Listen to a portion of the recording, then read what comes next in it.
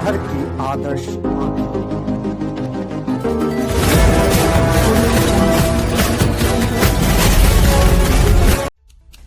Aryan eyes news में आप सभी दर्शकों का हार्दिक स्वागत है।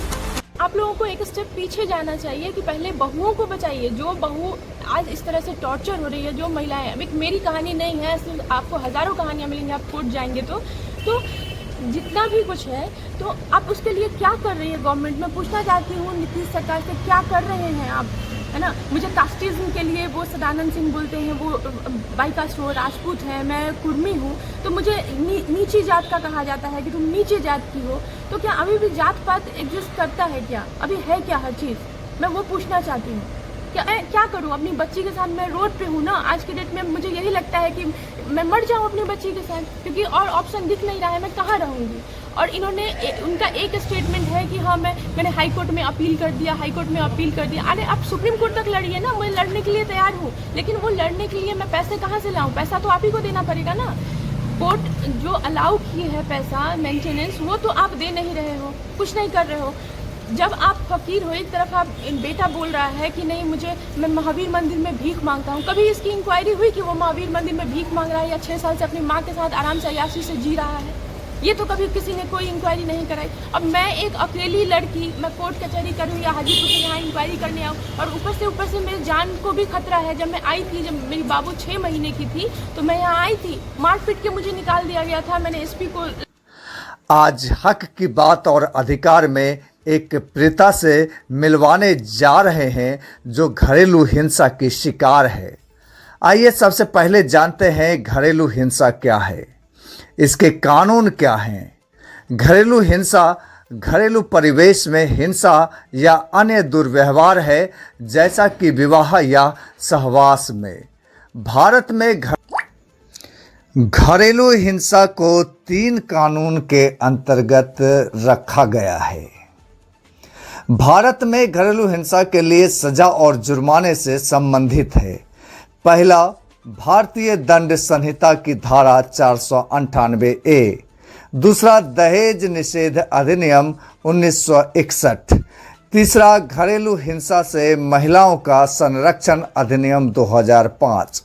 डीवी 1 वर्ष के बाद वे कायम रखा जा सकता है। जी, डीवी के 1 वर्ष के बाद भी संबंध को कायम रखा जा सकता है। घरेलू हिंसा के मामले में निवास अधिकार क्या है? तो घरेलू हिंसा अधिनियम की धारा 17 की बात की जाए तो घरेलू हिंसा के मामले में घरेलू रिश्ते में प्रत्येक महिला को साझा घर में रहने का अधिकार देती है, भले ही उसके पास इसमें कोई अधिकार, स्वामित्व या हित हो या नहीं। चलिए अब आपको सीधे प्रीता की जिंदगी पर लिए चलते हैं। प्रीता की मायके हाजीपुर है, विवाह महबूब खान टोला पूर्णिया में हुआ। प्रीता के पति का नाम आशुतोष विभाकर है, प्रीता का नाम उदिता है। उदिता पिछले कई वर्षों से अपना घर रहने के बावजूद भटक रही है। जब वह मायके से ससुराल आती है तो उसे मजबूरन दूसरे जगह रहना पड़ता है। अपने घर जब वह जाती है तो उसे धक्का मारकर भगा दिया जाता है। उदिता अपने घर यानी कि ससुराल में रहना चाहती है, पर उसके ससुराल वाले उन्हें रहने नहीं देना चाहते हैं। उदिता जब अकेली थी तब कुछ बात और थी, पर अब वह अकेली नहीं बल्कि उसके साथ उनके निर्दयी ससुराल वाले बच्ची भी रखने से इनकार करते हैं। प्रीता जब यह सुना रही थी कि छोटी बच्ची जब उसकी थी और उसे जान से मारने का प्रयास किया जा रहा था, जो हृदय विदारक घटना है। अब यह सवाल उठता है कि आखिर प्रीता जाए कहाँ, बच्चों को सहारा देगा कौन? प्रीता के अनुसार मामला पूर्णिया परिवार परामर्श केंद्र, कोर्ट, थाना व अन्य जगहों पर पहुंची। कोर्ट के द्वारा प्रीता को जजमेंट भी मिल गया। जजमेंट लेकर वह भटक रही है। 2 बार प्रीता को मेंटेनेंस भत्ता भी दिया गया, फिर बंद भी कर दिया गया। प्रीता का कहना है कि बच्ची हेतु उन्हें 15,000 मेंटेनेंस मंथली दिया गया, किंतु इनके लिए कोई मेंटेनेंस नहीं दिया गया। कोर्ट में कहा गया कि पढ़ी लिखी महिला हैं, आप कैपेबल हैं जॉब करने के लिए। अब सवाल यह उठता है कि क्या छोटी बच्ची को लेकर कोई महिला जॉब कर सकती है। हालांकि अब बच्ची बड़ी हो गई है, 5 वर्ष की हो गई है, जॉब करना पॉसिबल है, किंतु उस समय जॉब करना पॉसिबल नहीं था जिस समय में बच्ची छोटी थी। आखिर अब यह सवाल उठता है कि क्या सिर्फ मेंटेनेंस भत्ता से ही उदिता की जिंदगी सही हो जाएगी? क्या बच्ची सही ढंग से जी पाएगी? क्या उन्हें पूरी शिक्षा मिल पाएगी? क्या उन्हें एक पिता का प्यार मिल पाएगा? आज भी बच्ची अपने पिता को ढूंढती है, माँ से कहती है कि माँ पापा कहाँ हैं? तो माँ झूठी तसल्ली देती है कि बेटी पापा काम पर बाहर गए हैं। अब सवाल यह उठता है कि उस मासूम बच्ची का क्या कसूर? उदिता का कहना है कि मैं उसी घर में जाना चाहती हूँ और मरते दम तक दूसरी विवाह या दूसरे के साथ रिलेशन नहीं रखना चाहती हूँ। हालांकि पूरी मामला न्यायिक मामला है। न्यायिक फैसले आने तक अब दोनों को इंतजार करना होगा। क्या समस्या आपके साथ? ठीक है, मेरा नाम उदिता लक्ष्मी है। मेरा मायका हाजीपुर नॉर्थ शाही कॉलोनी में है। मेरा ससुराल पूर्णिया महबूब खां टोला फिरजी स्कूल के पास है। मेरी सास का नाम विभा सिंह है, जो शहीद संतोष गैस एजेंसी है, इंडियन गैस एजेंसी बायसी में उनकी ऑनर है। मेरे हस्बैंड भी वहीं ऑनर है, वहीं सब लोग मिलके बिजनेस करते हैं। मेरी शादी हुई थी 29 नवंबर 2017 को, और 2-2.5 महीने मुझे घर में वो लोग रखे। 1 महीने अच्छे से रखे, 1 महीने बाद इन लोग का तमाशा शुरू हो गया दहेज को लेके कि आप पैसा लाओ पैसा लाओ। बहुत टॉर्चर करने के बाद जब बहुत मैं परेशान हो गई तो फिर मैंने अपने फादर को बोला, तो उन्होंने कहा जैसे तैसे करके 1 लाख रुपया भेजा, जिसमें उनको थाईलैंड घूमना था। उनका कहना था कि मुझे बाहर घूमना है, विदेश जाना है, अपने बाप से पैसा मांग के लाओ, ये स्टेटमेंट था। नई नई शादी हुई थी, पापा परेशान थे तो भेज दिए कर्ज लेके कैसे भी करके, लेकिन ये डिमांड रुका नहीं, ये डिमांड बढ़ते चला गया। उसमें एक पर्सन है इन्वॉल्व, सदानंद सिंह, जो हमारे ही मोहल्ले के जस्ट अगले मोहल्ले में उनका घर है, वहीं पे कुछ गज की दूरी पे, कुछ 100 गज की दूरी पे।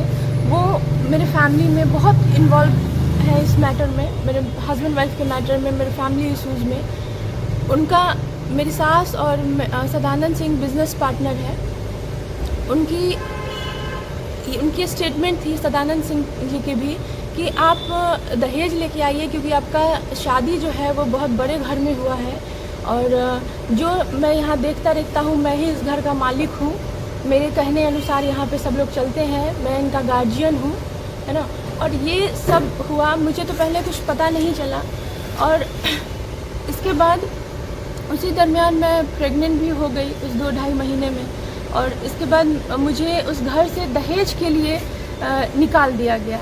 एक साजिश के तहत मुझे निकाल दिया गया। मैं बहुत अपनी लड़ाई लड़ी हूँ, एसपी के पास गई, डीएम सर के पास गई, सबके पास गई, महिला हेल्पलाइन गई, ग्राम कचहरी में गई। ये लोग पुस्तैनी, इनका घर जो है वो गुड़ौल में पड़ता है, पीरापुर मथुरा, है ना। और कौन सा जिला? जिला वैशाली है। और ये लोग मुझे इतना परेशान करके रखे हैं कि अब मेरी ऐसी कंडीशन हो गई है कि मुझे लगता है कि मुझे बच्चे के साथ अब मर जाना चाहिए। मतलब वो एकदम हेल है मेरी लाइफ, और मेरे बच्ची की भी, है ना। बच्ची हुई, ये लोग मुझे बहुत टॉर्चर किए। ड्यूरिंग प्रेगनेंसी भी उन्होंने मुझे बहुत टॉर्चर किया, गांव में ले जाके फेंक दिया। यहाँ मोहल्ले में ये लोग मेरे पे एलिगेशंस लगाए कि अपने बॉयफ्रेंड के साथ भाग गई। और अभी केस वेस हुआ, सब कुछ हुआ, मैं केस जीती भी, लड़ी भी बहुत हिम्मत से। बच्चे के साथ मैंने हर चीज़ मैनेज किया, कोर्ट गई, पुलिस गई, दुनिया जान का। फाइनेंशियल प्रॉब्लम भी हुआ। मेरे फादर इतने दिन से मेरे सारा खर्च उठा रहे हैं। वो रिटायर्ड हैं, वो BSNL में पहले जूनियर इंजीनियर रह चुके हैं, जूनियर इंजीनियर से रिटायर्ड हैं। उनके पास अब वो सेविंग नहीं है, पैसे नहीं है कि वो मेरे लिए केस लड़ सकें या मेरे बच्चे को और मुझे देख सकें। और ये लोग एक कानूनी दाव पेच खेल रहे हैं। मेरे हस्बैंड पिछले 6 साल से, लगभग जब से मेरी शादी हुई है और उसके पहले से भी, मेरे हस्बैंड देवर उसी घर में रहते हैं, महबूब खां वाले घर में। लेकिन इन्होंने कोर्ट में लिख के ये दिया हुआ है कि मैं महावीर मंदिर में भीख मांगता हूँ, मेरे पास कुछ भी नहीं है तुम्हें देने के लिए। तो क्या मैं पूछना चाहती हूँ यहाँ के गवर्नमेंट से, यहाँ के प्रशासन से, कि क्या कोई ऐसी चीज़ नहीं है, आप इंक्वायरी नहीं करा सकते हैं कि वो 6 साल से यही है? कुछ नहीं हुआ मेरे लिए। मैंने बस कोर्ट में लड़कियों को ही साबित करना पड़ता है कि आप प्रूफ लाइए, सब कुछ लाइए। कहाँ से लाऊं मैं? वहाँ हाजीपुर से लेके पूर्णिया में प्रूफ। गैस एजेंसी किनके नाम से? गैस एजेंसी मेरी सास के नाम से है, लेकिन वो जस्ट अब बहुत बुजुर्ग हो गई है, वो नाम का है, वो देखते मेरे हस्बैंड है, साथ में प्रॉपर्टी डीलिंग का भी काम मेरे हस्बैंड करते हैं, और उसमें उनके बिजनेस पार्टनर है सदानंद सिंह। और उन लोगों का जो अभी जब केस वेस हुआ, मैं जीत गई हूँ, डिवोर्स का केस मैंने जीता है, उन्होंने डिवोर्स का केस फाइल किया था जो वो हार चुके हैं। मैंने मेंटेनेंस फाइल किया था जो बच्चे के लिए 15,000 पर मंथ अलाउ हुआ था, जिसमें अभी तक उन्होंने सिर्फ 36,000 रुपया दिया है और कोई पैसा, एक पैसा नहीं दिया है। उनका कहना है कि ना मैं एक चवन्नी दूंगा मैं तुम्हें, और ना मैं तुम्हें यहाँ रहने दूंगा, और तुम क्या करोगी? कुछ नहीं कर सकती हो, तुम हेल्पलेस हो, तुम्हारे पास पैसा नहीं है। मैं सब जगह मैनेज करूंगा, प्रशासन को, सबको मैं पैसा फेंक के कुछ भी करूंगा, मैं कोर्ट खरीद सकता हूँ, मैं पुलिस खरीद सकता हूँ, ये उनका स्टेटमेंट है। तो अब जब मैं केस जीत गई, मुझे जजमेंट हुआ है 5 अप्रैल 2023 को, और इसके बाद 60 डेज़ का टाइम ड्यूरेशन उनको दिया गया था कि अपनी वाइफ को आके और बच्चे को आके ले जाएं, लेकिन वो नहीं आए। मैंने फिर भी उन्हें इतना और टाइम दिया कि वो अभी भी सुधर जाएं, आ जाए मेरे बच्चे को और मुझे लेके जाएं, इज्जत से रखें, अच्छे से रखें। लेकिन इन लोगों के रवैये में कोई बदलाव नहीं आया। मैं इसके बाद आई हूँ क्योंकि उसमें लिखा है जजमेंट में कि अगर वो नहीं लेने आते हैं तो मैं लीगल एक्शन लूँ।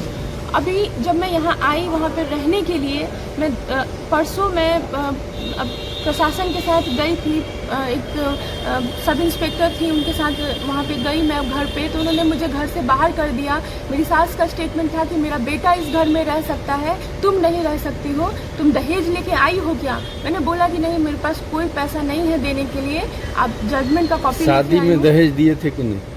देखिए, दहेज का क्या है, जैसे जो गिफ्ट्स हुए, जो शादी में इनका बहुत बोला गया कि मैं बहुत रिच फैमिली का हूँ, तो खर्च भी उसी हिसाब से आप करिए, हमें ये गिफ्ट चाहिए, वो गिफ्ट चाहिए, और बिजनेस अपना बढ़ाने के लिए पैसे भी चाहिए। तो वो मेरे पापा जितना हो सकता था, जो मेरे हिस्से का था, उन्होंने सब दे दिया कि मेरी बेटी खुशी चैन से रहे, अच्छे से रहे। तो ठीक है, वो उपहार स्वरूप दिया गया था मेरे बिजनेस स्टार्ट करने के लिए, लेकिन वो पैसा तो उन लोगों ने ही रख लिया। बिजनेस के नाम पर तो कुछ भी नहीं है।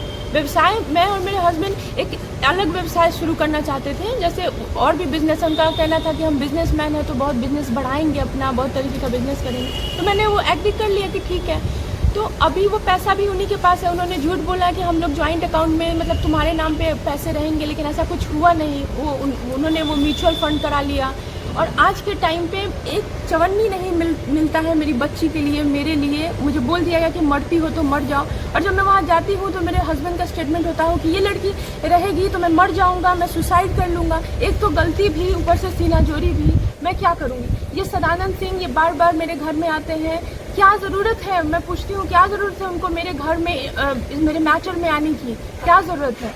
वो क्यों, वो बार बार बोलते हैं कि तुम्हारा जो पैसा जो हमें मिलेगा, जो पैसे का डिमांड हम लोग कर रहे हैं, तो वो उससे हम अपना बिजनेस बढ़ाएंगे। जब तुम नहीं दे सकती हो तो तुम्हारे यहाँ कोई काम नहीं है। आपका घर रहते हुए आप दर दर भटक रहे हैं? जी हाँ, मैं पिछले 4 दिन से मैं होटल में रह रही हूँ, और मैं एकदम से परेशान हूँ। अब ये होटल का खर्च, बाहर खाने का खर्च, या बच्ची है उसके लिए बहुत खर्च, ये कहाँ से बेयर करूँगी मैं, कैसे करूँगी? अभी मैं कर्ज लेके यहाँ आई हूँ, मेरे पास पैसा नहीं था, मैं कर्ज लेके आई हूँ, मेरे फादर कर्ज लिए हैं, लेकिन हम लोग कब तक कर्ज लेंगे, कब तक? प्रशासन क्या असहाय है, कुछ नहीं कर सकती है क्या? गवर्नमेंट कुछ नहीं कर सकती है? गवर्नमेंट बस ये एक थीम है, बेटी बचाओ बेटी पढ़ाओ। मेरे माँ बाप ने मुझे बचाया भी है, पढ़ाया भी है ना, हर चीज़ किया है। लेकिन आप लोगों को एक स्टेप पीछे जाना चाहिए कि पहले बहुओं को बचाइए। जो बहू आज इस तरह से टॉर्चर हो रही है, जो महिलाएं, अभी मेरी कहानी नहीं है, सिर्फ आपको हज़ारों कहानियाँ मिलेंगी, आप कोर्ट जाएंगे तो जितना भी कुछ है, तो आप उसके लिए क्या कर रही है गवर्नमेंट? मैं पूछना चाहती हूँ नीतीश सरकार से, क्या कर रहे हैं आप?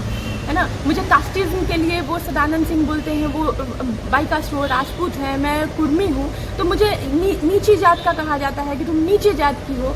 तो क्या अभी भी जात पात एग्जिस्ट करता है क्या? अभी है क्या हर चीज़? मैं वो पूछना चाहती हूँ। क्या उससे ऊपर उठ के हम लोग नहीं सोच सकते हैं? अच्छा, आप कह रहे हैं कि आप जाति की कुर्मी है, वो राजपूत है, तो ये अंतरजातीय विवाह आप लोगों के? मेरे हस्बैंड कुर्मी है। अच्छा। मेरे हस्बैंड कुर्मी है, वो सदानंद सिंह वो मुझे जाति पे बोलते हैं। अच्छा, कि तुम नीचे जात की हो। अब मैं यहाँ पे एक अपने जात की लड़की से शादी कराऊंगा। अभी जब मैं गई थी 2 दिन पहले, 1 दिन पहले, तो मेरी सास का ये स्टेटमेंट था कि मैं अपने बेटे की शादी वहीं मोहल्ले की एक आयुषी सिंह नाम की लड़की है जो बाई कास्ट राजपूत है, जिसके फादर नहीं है, बोल रहे हैं कि मैं उससे शादी करवाऊंगी, मुझे वहाँ से पैसा मिल जाएगा जब तुम नहीं दे सकती, और तुम तो भिखारी हो, तुम तो कुछ दोगी नहीं, तो तुम यहाँ से निकलो। अब मैं दूसरी बहू लाऊंगी और बेटे को रखूंगी, उसका घर बसाऊंगी, और साथ में दहेज भी, दान दहेज भी मुझे वहाँ से अच्छा खासा मिल रहा है। और इसमें अगुवाई कर रहे हैं सदानंद सिंह, क्योंकि उनका ये स्टेटमेंट है कि मेरे जात वाली इस घर में आएगी, तुम वो डिजर्व नहीं करती हो, तुम छोटे जात की हो, तो तुम यहाँ पे यहाँ जो इतना ऐसो आराम है वो तुम नहीं डिजर्व करती हो, वो मेरे जात वाली डिजर्व करती है। हाँ ना, इतना दावा ठोक करके वो क्यों कह रहे हैं कि मेरे जात वाली इसमें आएगी, जबकि वो आपके पड़ोसी हैं, उनको हस्तक्षेप नहीं करना चाहिए, तो फिर ये दावा वो क्यों कर रहे हैं कि मेरे जात वाले इस घर में? उस घर में उनकी चलती है ना, वो बिजनेस पार्टनर है, घर में हर दिन का उनका आना जाना है। एक टाइम पे उन्होंने मतलब उनका नियत भी मेरे लिए बहुत ही गलत था। जब मैं वहाँ 2-2.5 महीने जब मैं थी, तो उनका स्टेटमेंट था कि तुम जो कहोगी मैं वो करूँगा, तुम कहोगी तो मैं इन दोनों को, मतलब मेरे हस्बैंड और सास के बारे में, कि उन दोनों को मरवा दूंगा। मैंने रिकॉर्ड भी किया था ये चीज़, रिकॉर्डिंग थी, मेरे मोबाइल और मेरे हस्बैंड ने ही छीन लिया, है ना। उनके भी कई अफेयर्स थे, बहुत सारे इश्यूज हैं, लेकिन मेन इशू वो पैसे का ही है। अफेयर तो वो लड़की तो चली गई, तो मुझे उससे कोई मतलब नहीं है। वो मुस्कान गर्ग एक लड़की थी, उसकी शादी हो गई, मैंने उसको फिर दोबारा कॉल नहीं किया। उसको भी पैसे के लिए ही ये लोग बरगला रहे थे कि हाँ फिर इससे शादी कर लो, क्योंकि उस टाइम पे भी उनको दहेज ही चाहिए था।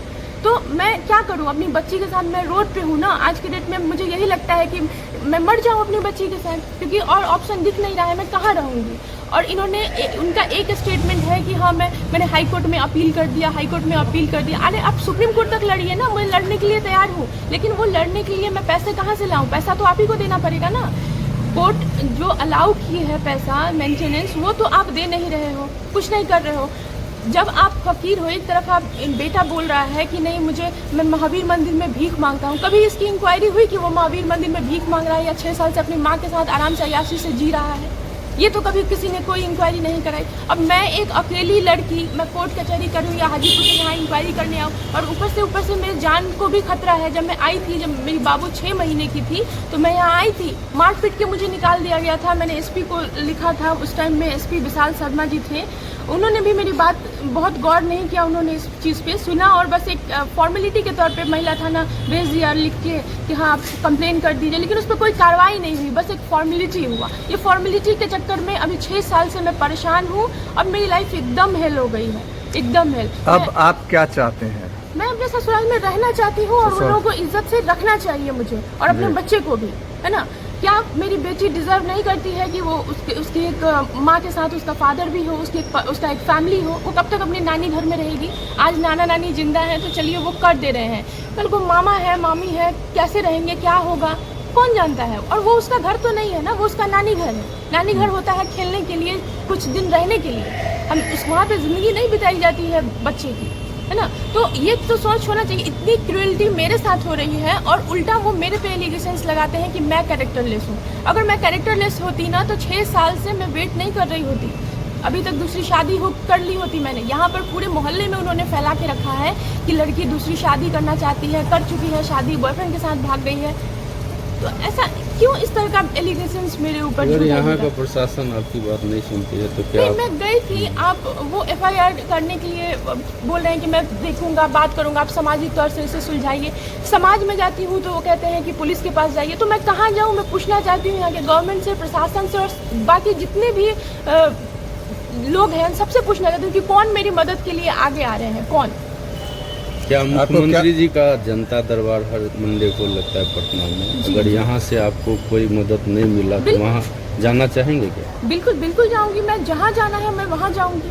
लेकिन मेरी सेल्फ रिस्पेक्ट की बात है ना। क्या मैं यूज़ की चीज़ थी कि जो 2.5 महीने 3 महीने मुझे रख लिए, और फिर छोड़ दिए। एक तरह का क्या हुआ ये, एक अब किसी रेप विक्टिम को उठा के देख लीजिए, किसी का रेप होता है तो आप गवर्नमेंट ने ये करके रखा है, लॉ है कि 7 साल की सज़ा उसको हो जाएगी, तो 7 साल उसके लिए सज़ा है, ठीक है, मैं मान लूँ।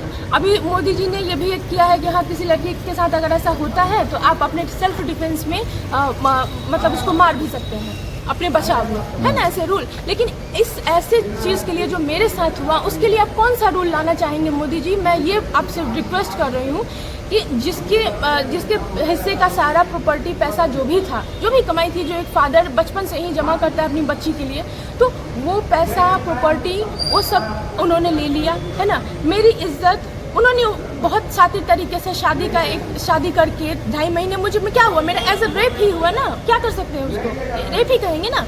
उसमें साथ में एक बच्ची भी है जिसको जो पूरे प्रेगनेंसी एक बार भी दोनों माँ बेटे या कोई भी मुझे देखने नहीं आया। गांव पे उन्होंने चाचा के घर छोड़ दिया था, क्या उनके चाचा ने जिम्मेवारी ली है मेरी?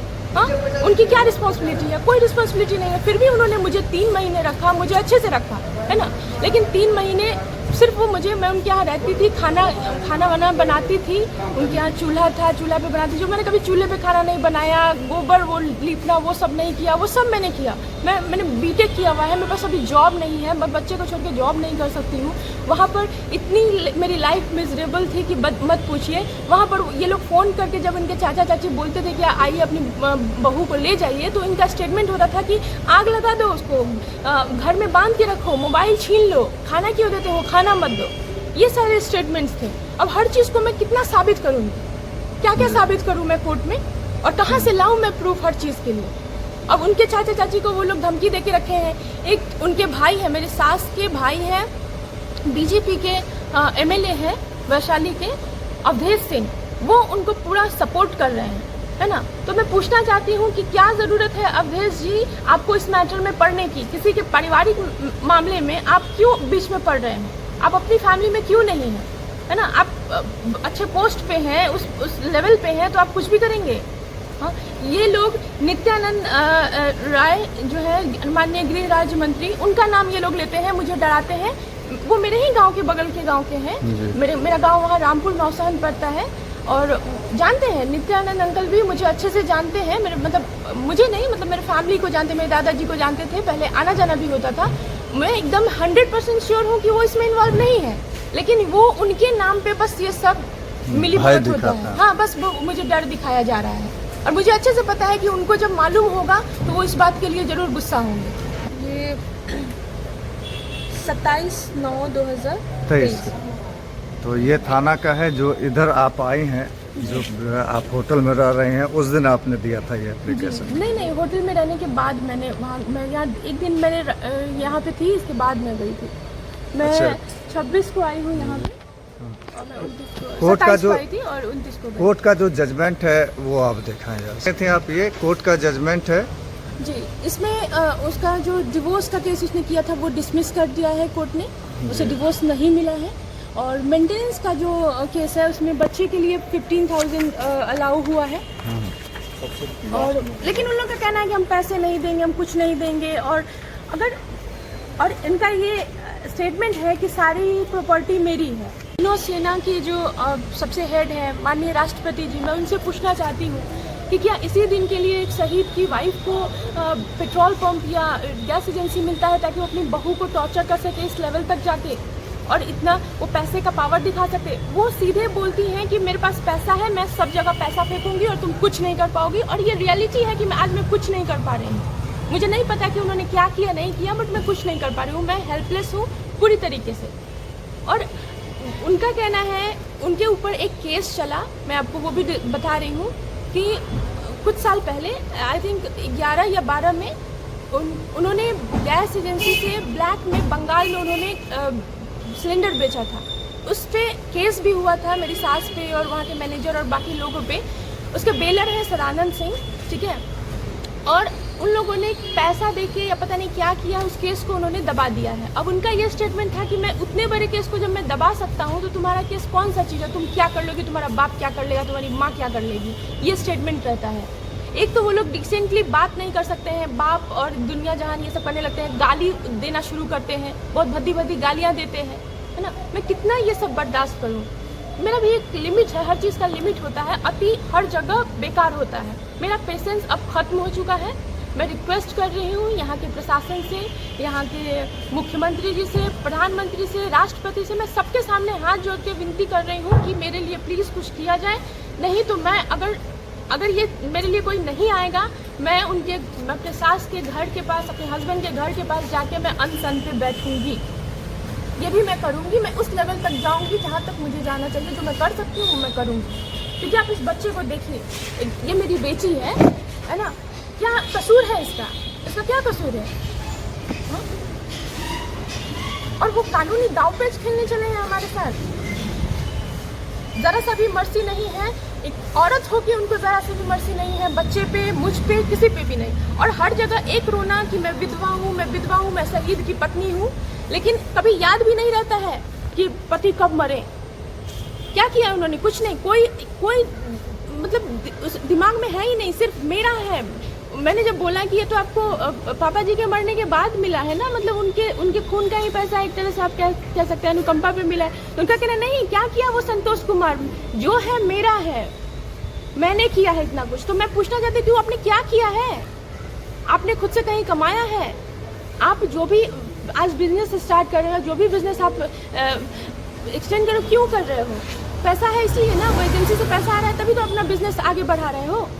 और ऊपर से ये आप मतलब ये पैसे ले लेके लड़की से शादी करके और उससे अच्छा खासा पैसा निकलवा के और उससे अपना बिजनेस स्टार्ट कर रहे हो। आपको रिच बनने का बहुत शौक है, लेकिन कोई मरे जी उससे आपको कोई फर्क नहीं पड़ता है।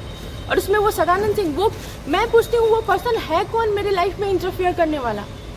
उस पर कोई क्यों नहीं कार्रवाई करता है? उसका स्टेटमेंट ये है कि मैं तुम्हारे घर का नहीं हूँ तो कोर्ट मेरा क्या कर लेगी, पुलिस मेरा क्या कर लेगी, ये स्टेटमेंट है। तो मैं पुलिस और कोर्ट से यही मतलब सबसे गुजारिश करना चाहूंगी कि इस पर कोई कार्रवाई हो, है ना। आज वो शादी करवाने जा रहा है, कल को वो शादी अगर कर लेता है, आज वो लोग हर चीज़ प्लान कर चुका है, मंदिर में शादी होगी, पटना में होटल में पार्टी होगी, सब कुछ उन्होंने खुद कहा है मुझे, मेरी सास ने। तो ये सारी चीज़ें जब हो जाएंगी तो कल को पुलिस ही और प्रशासन ही और लोग ही मुझे बोलेंगे कि अब ये लड़की भी आ गई है, इनको भी रखिए भाई, दो क्या होगा, 2 बीवी क्या कोई नहीं रखता है? तो कहेंगे कि दोनों रखो, दोनों रहो। तो मैं तो ऐसा होने नहीं दूंगी ना, मेरा जो अधिकार है उसके लिए मैं लड़ूंगी। और मैं उस आयुषी सिंह से भी कहना चाहती हूँ कि आप इज्जत से साइड हट जाइए इस मैटर से, नहीं तो आपको मैं कोर्ट तक घसीटूंगी, आपकी पूरी फैमिली को घसीटूंगी। क्योंकि आप लोग को ऑलरेडी पता है कि वो बंदा शादीशुदा है और उसकी एक बेटी है और क्या हुआ है। यहाँ के जो वार्ड पार्षद हैं वो गए थे वहाँ पे, उन्होंने कहा, लेकिन उन्होंने उस बात को सीधे नकार दिया था। एक बार आप अपना परिचय बता दें और पति का नाम बता दें, ससुराल वालों का नाम बता दें। मेरा नाम उदिता लक्ष्मी है, मेरे हस्बैंड का नाम आशुतोष विभाकर है, मेरी सास का नाम है विभा सिंह और मेरा ससुराल है महबूब खां टोला, किरजी स्कूल के पास है। और यहाँ पैतृक आवास उनका जो है पीरापुर मथुरा है, गुरौल थाने के पास पड़ता है, वैशाली जिला में है। नमस्कार, मैं बॉलीवुड एक्टर और प्रोड्यूसर रवि सुधा चौधरी और आप सभी दर्शकों से गुजारिश है कि आइडियल आई न्यूज़ के चैनल को आप लाइक करें, सब्सक्राइब करें और शेयर भी करते रहें हर नई वीडियो को। तो इसी आग्रह के साथ बहुत बहुत धन्यवाद। उम्मीद करता हूं कि आप मेरी बात का मान रखेंगे।